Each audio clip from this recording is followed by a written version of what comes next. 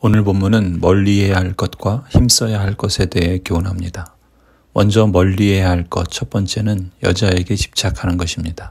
3절 여자에게 너의 힘을 쓰지 말아라. 여자는 임금도 망하게 할 수 있으니 여자에게 너의 길을 맡기지 말아라. 이 말씀은 맥락 없이 문자 그대로 해석하여 여성 비하와 성차별의 근거로 본다면 주님의 뜻을 완전히 왜곡하는 것입니다. 1절을 보면 르무엘의 왕의 잠언 곧 그의 어머니가 그에게 교훈한 말씀이다 하지요. 즉 여성 비하와 차별을 전제한다면 이 말씀은 자가당착에 빠지게 되겠지요. 오히려 이 말씀은 요한일서 2장 16절 말씀의 조명을 받아 해석하는 것이 좋다고 봅니다. 이는 세상에 있는 모든 것이 육신의 정욕과 안목의 정욕과 이생의 자랑이니 다 아버지께로부터 온 것이 아니요 세상으로부터 온 것이라. 이 세상도 그 정욕도 지나가되 오직 하나님의 뜻을 행하는 자는 영원히 거하느니라. 가령 삼손이나 다윗 또 이 잠언의 핵심 인물인 솔로몬조차 육신의 정욕과 안목의 정욕에 빠져 여자에게 집착하거나 아내를 많이 두어 하나님의 뜻을 행하지 않았던 사례들을 볼 수 있습니다. 이렇듯 세상의 정욕과 욕망에 집착하는 인생은 주님의 무서운 책망을 피할 수 없을 것입니다. 또 본문은 멀리해야 할 것 두 번째로 술에 집착하는 것을 교훈합니다.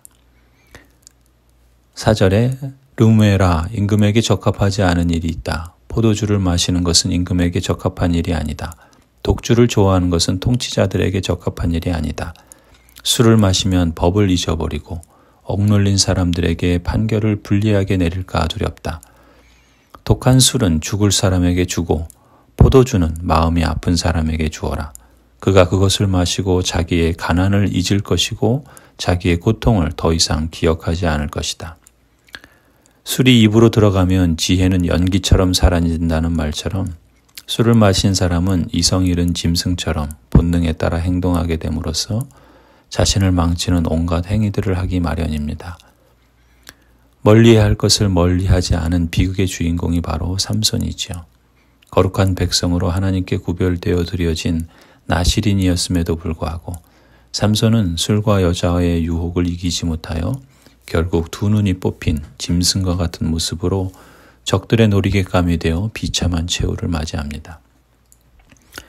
이처럼 성도가 멀리해야 할 것이 있는 반면에 또한 적극적으로 힘써야 할 것이 있는데 본문은 사회적, 경제적 약자를 보호하고 공의를 세우는 일은 힘써야 한다고 교훈합니다. 8절 너는 벙어리처럼 할 말을 못하는 사람과 더불어 고통 속에 있는 사람들의 송사를 변호하여 입을 열어라.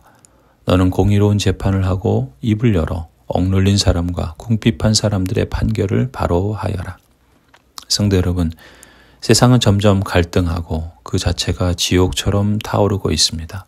쾌락, 자랑, 탐욕 같은 세상적인 자기만족을 위해 불나방처럼 달려가는 모습.